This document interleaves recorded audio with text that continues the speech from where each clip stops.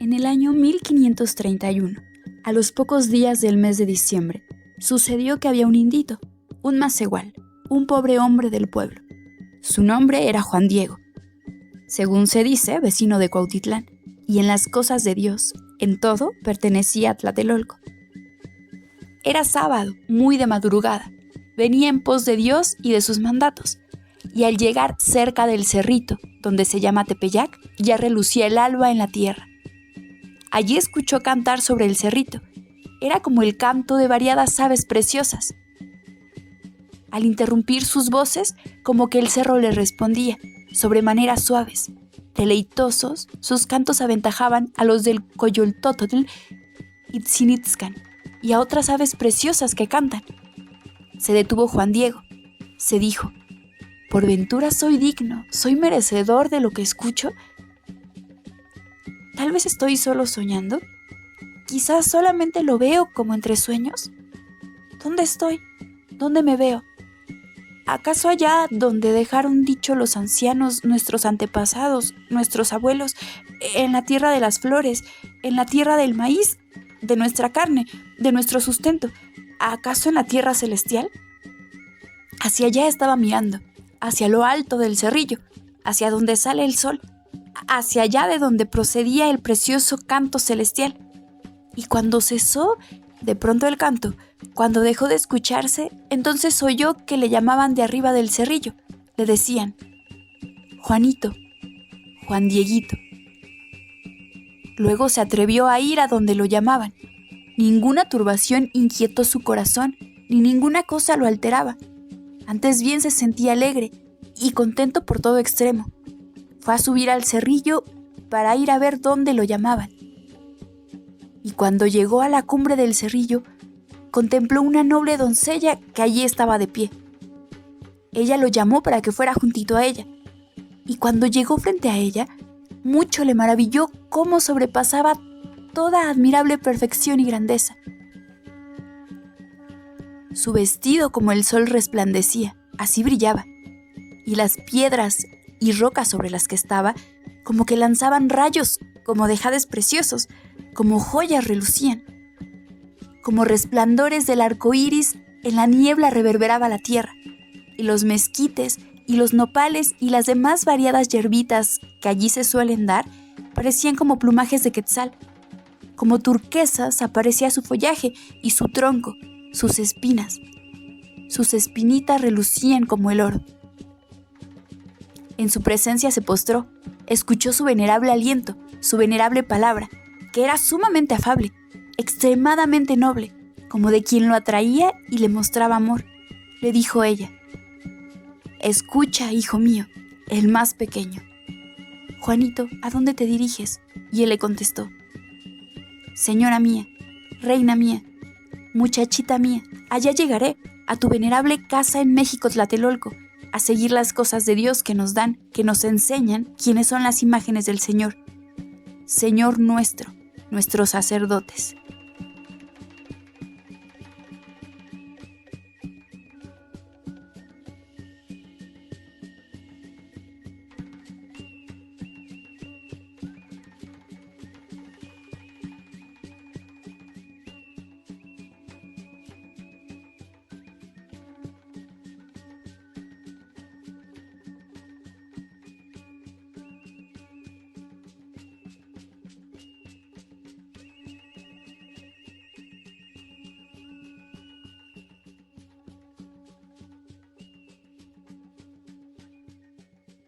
Hola amigos. Hola amigos, ¿qué tal? Buenos días, buenas tardes, buenas noches. Nosotros somos Los Manuales. Y bueno, él es mi amigo Mau. Y ella es mi amiga Dani.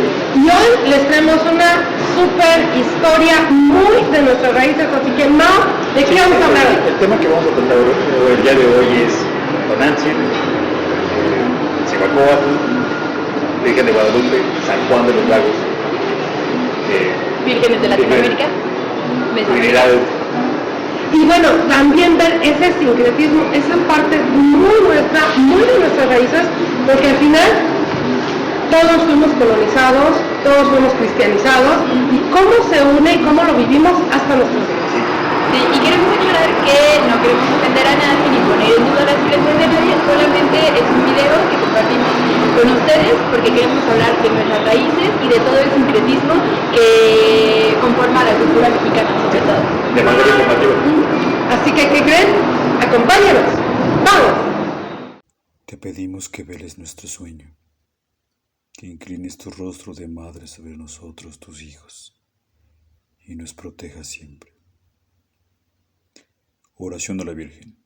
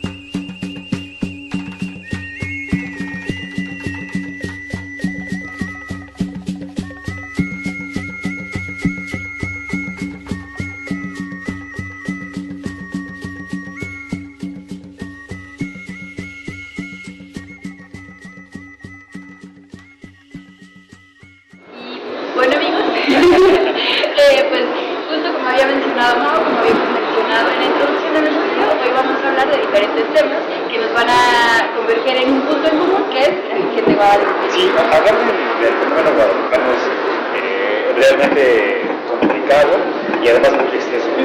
Lo que vamos a hacer es resumir un poco todo este fenómeno, sobre todo por la llegada de los españoles y cómo se utilizó para el proceso de evangelización.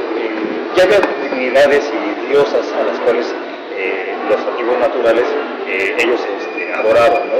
En el caso de la Cihuacóatl, que era considerada la madre de los mexicas, y de la cual ella también se le conoce como la Llorona prehispánica. ¿Esto por qué? Porque se decía, o aparece en algunos códices, que ella veía venir ya la invasión española y lloraba por la muerte de todos los que iban de sus hijos a manos de los españoles, ¿no? También está Tonantzin, Tonsi, la Coatlicue, que es la de la falda de serpientes. Hay un montón de divinidades prehispánicas que convergen después en lo que hoy es el rito guadalupano. Sí, claro, y aparte sobre todo divinidades que tienen, pues digamos, una dualidad, ¿no? O sea, tienen la parte que no solo es amor, no solo es como luminosa, sino también la parte de destrucción, ¿no? Por ejemplo está Mictlantecuhtli, ¿no? Y entonces, pues bueno, por ejemplo, todos esos elementos que los españoles dieron en las deidades prehispánicas, en las diferentes deidades, pues ellos fueron muy observadores, ¿no? Ellos ubicaron los principales centros de culto, donde se hacían ceremonias, donde se adoraban a los dioses, y ellos los utilizaron como recursos a su favor, ¿no? Justo muchos códices dicen que en el templo que ellos veían, o donde habían hecho una conquista, ellos ponían una cruz, ¿no? Como símbolo de que ellos estaban conquistando y de que Dios los estaba ayudando a acabar con el mal, o en este caso con el diablo, que para ellos eran los dioses paganos, ¿no? de los mexicas, así lo veían. Sí, también hay varias teorías, digamos, lo que pasa con la Virgen de San Juan de los Lagos, que también la traen en 1530, pero no es hasta 1623 cuando adquiere su gran importancia. Esto porque en el lugar de San Juan de los Lagos, cuando estaba siendo colonizado y estaba siendo evangelizado, ocurre un primer milagro, que es acerca de unos circenses que acuden a la ciudad, hacen un espectáculo en el cual muere una niña. Y la imagen que tenían de la Virgen de San Juan de los Lagos se la ponen en el pecho y ella resucita de manera inmediata, ¿no? Ese es el primer milagro que se le atribuye a la Virgen de San Juan de los Lagos. En el caso de la Virgen de Guadalupe es súper interesante que todas las características que ya tenían otras divinidades prehispánicas las toman para ponérselas a ella, ¿no? Incluso en el nacimiento de Huitzilopochtli tienen mucha relación o mucha similitud con el nacimiento de Jesús. Esto porque cuando la Coatlique queda embarazada de Huitzilopochtli, cae una bola de plumas del cielo y ella la guarda debajo de su vientre, de sus ropas, es como ella queda embarazada. En el caso de María, es que el Espíritu Santo y a la vez la imagen de una paloma ya queda embarazada.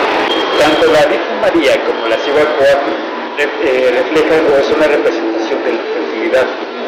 En el caso del manto de la Virgen aparecen constelaciones y aparece también la luna.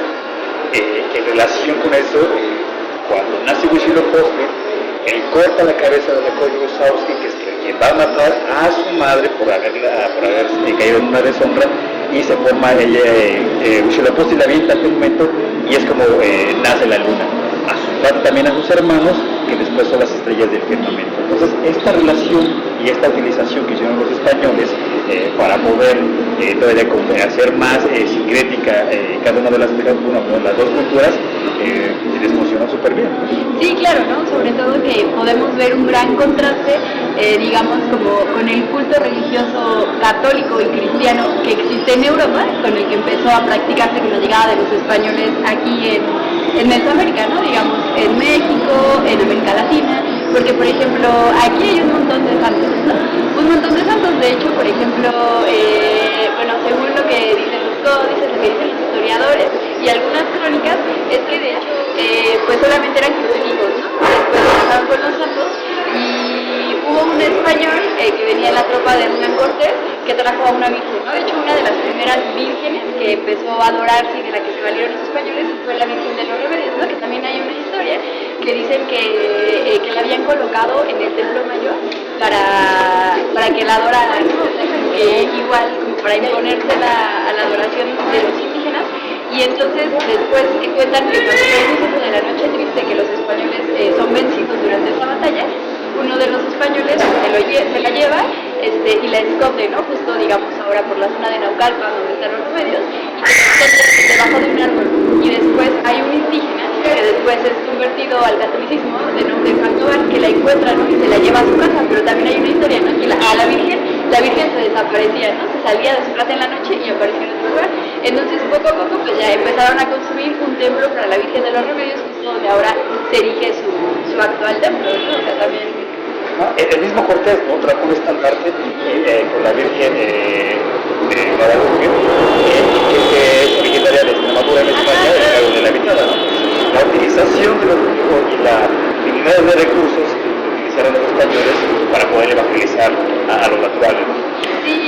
Sí, claro, y sobre todo que, por ejemplo, al principio, digamos, como una estrategia militar, para los españoles ellos no querían que quedara como ningún vestigio de lo que adoraban los antiguos, ¿no? Entonces, por eso es que trae la imagen de San Miguel Arcángel, que es el que expulsa en el Apocalipsis, ¿no? Digamos, al mal. Entonces, por eso es como un gran referente y una gran figura, ¿no? Como para que los indígenas vieran que Dios estaba dando el favor a los españoles de triunfar sobre el mal, ¿no? Y pues bueno, es igual otro de los datos como interesantes. Sí, los españoles utilizando el mal de lo que era ya. De lo que ellos consideraban malo, porque no entendían a las personas que vivían aquí, no entendían el porqué de los sacrificios. O sea, ellos lo veían como cosas aterradoras, ¿no? Como cosas malignas, como cosas feas, sin darse cuenta de la importancia de lo que para esta gente significaba todos sus rituales, todos sus dioses, que al final también sus dioses tenían defectos. Sí, claro. ¿No? Y también un poco en contraposición a esto, digamos, militarmente para ellos no les convenía, pero los frailes encontraron una fuente de material para que pudieran crear un poco más de conexión y que los indígenas se identificaran más, ¿no? Con la cultura española. Por ejemplo, estas danzas de moros y cristianos, ¿no? Las danzas de cuadrilla, las danzas de conquista, ellos supieron valerse muy bien de estos recursos y entonces pues lo que hicieron fue solamente superponer como el imaginario español y de todos los santos españoles, ¿no? Entonces claro que el apóstol Santiago, pues acabando con los moros, iba a ser un gran referente para que los mexicas dijeran, no, pues están viniendo, está acabando con el mal. O sea, creo que también hay polos que son muy interesantes de ver, ¿no? Como para unos no les servían, pero como los frailes sobre todo fueron los que aprovecharon esos elementos a su favor. Sí, y también el contraste en la época actual es todos los análisis y todas las investigaciones que hay con respecto a la cultura de la guadalupana y el material de que está hecho el ayate, ¿no? O sea, no se explican cómo es que ha durado tanto tiempo, los colores, entonces está este concepto también de la fe, de lo inexplicable que es la de la Virgen, ¿no?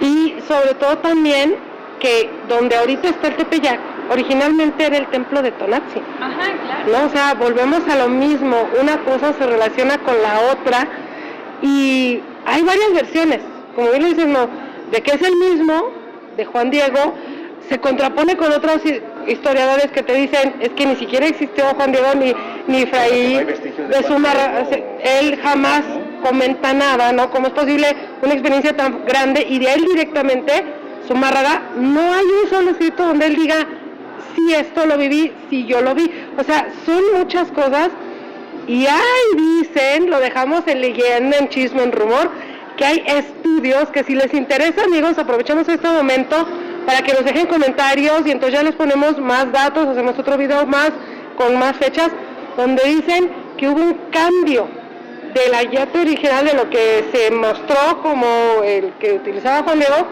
y que después aparece otro, que además se le añade una corona y un ángel en los pies que el original no tenía. O sea, es un tema controversial que nos da para introducirnos mucho en esta parte de nuestra cultura, de nuestros dioses como mexicas, como mexicanos, y de la parte evangelización de España.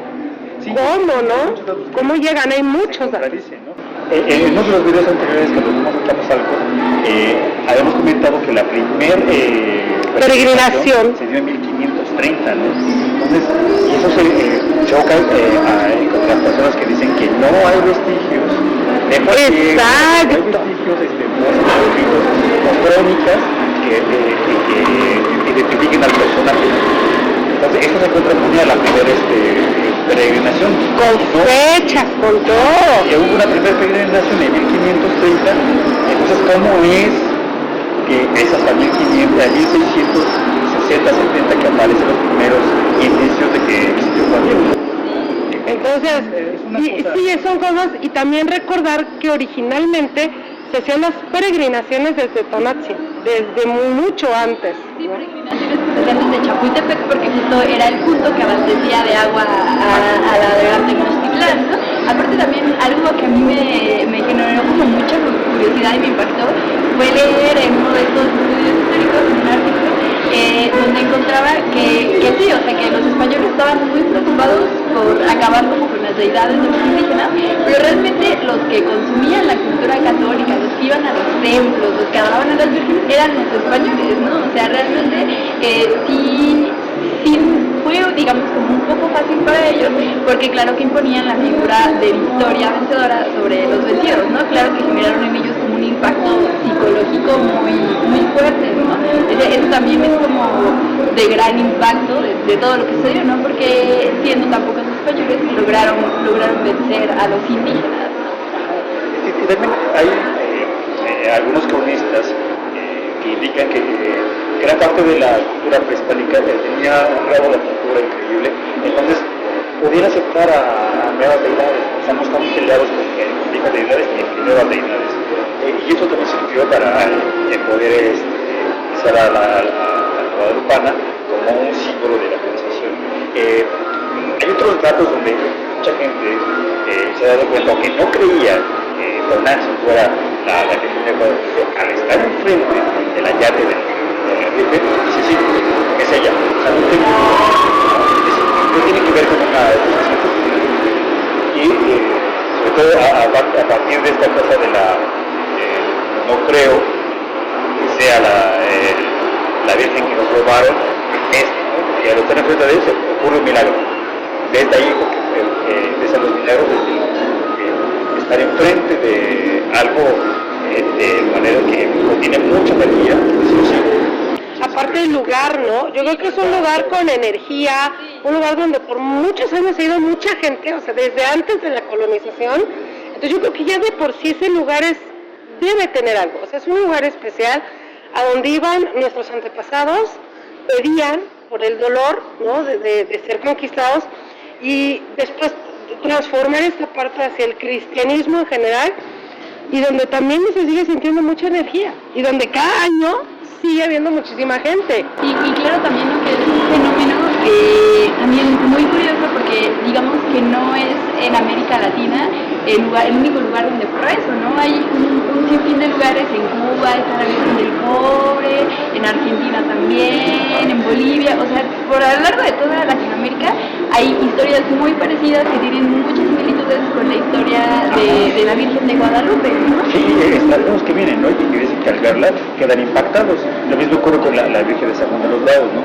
Hay vestigios que dicen que desde hace 200 siglos vienen europeos a visitar a la Virgen de San Juan de los Lagos. Y aparte historias sobre la Virgen, ¿no? O sea, esta parte que hemos estado platicando donde hay que terminar mandas, hay que terminar las peregrinaciones y cosas que pasan en las peregrinaciones, cosas de leyenda, ¿no?